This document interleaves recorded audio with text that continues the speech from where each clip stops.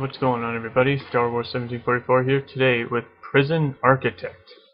Now, this is a really fun Sims construction type game where instead of building a city or an evil lair like you do in Evil Genius, you build a high security prison.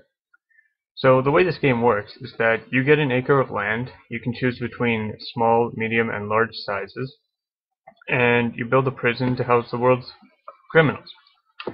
There are also some tricks to this game that you can add in the main menu, as you see on screen here.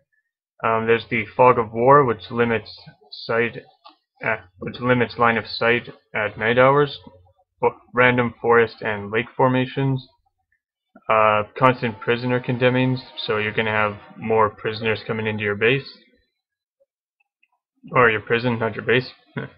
Random buildings being left on the land, so like from previous people who use the land, they're going to have their buildings still up there that you can use if you want. And unlimited money, so basically a sandbox mode.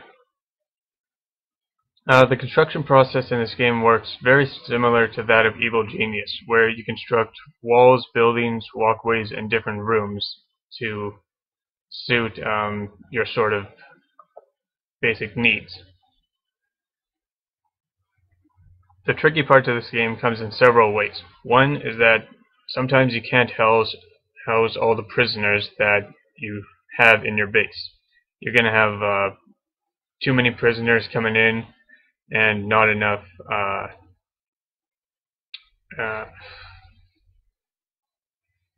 jail cells to hold them. The other thing is that you go through money so fast in this game that most times you can't construct the one thing that you need in order to make the prison run smoothly, because you just don't have the cash. So you burn through money very quickly in this game. You get more money every month, but there is a decline based on how many staff members you have.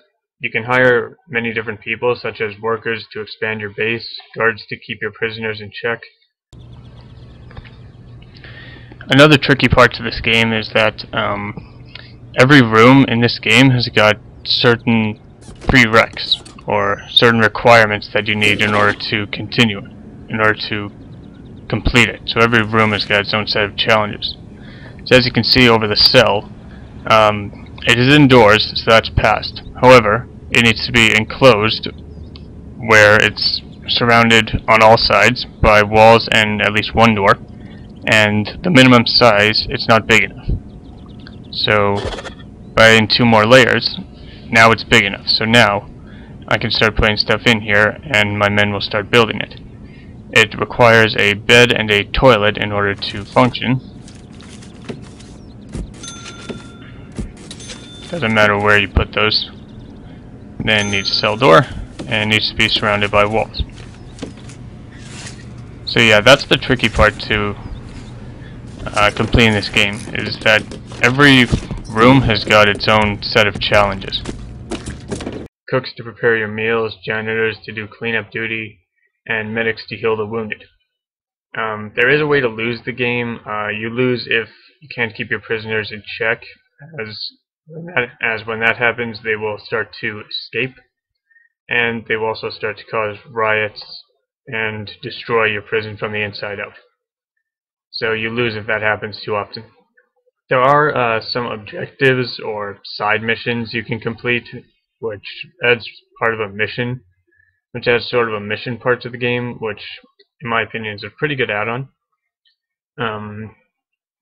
The warden, which is one of the most important people you can have, is the one who allows you to gain more assistance in your prison, such as foremen to help manage construction and accountants to help manage money.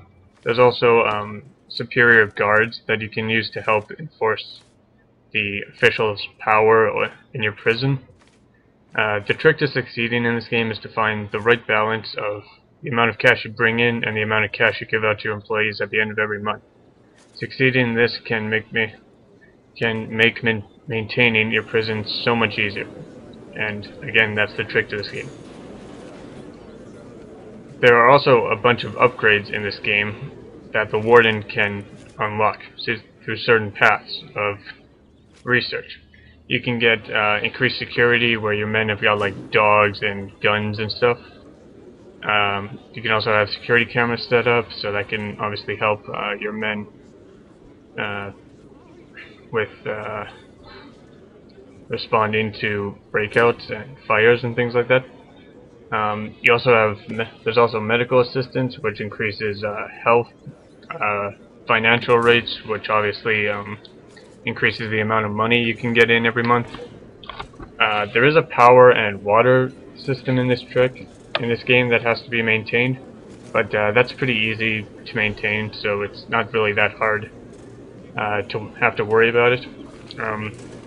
There are large water pipes in the game, so you gotta be careful of that because your prisoners may want to pull off a Shawshank where they crawl through 500 yards of shit-smelling foulness within the large water pipes. But yeah, overall this game is really fun. I highly recommend you go check it out. There will be a link in the description below to where you can get this game off of Steam. So once again, thank you so much for watching. I really appreciate it, and of course, as always, take care, everybody.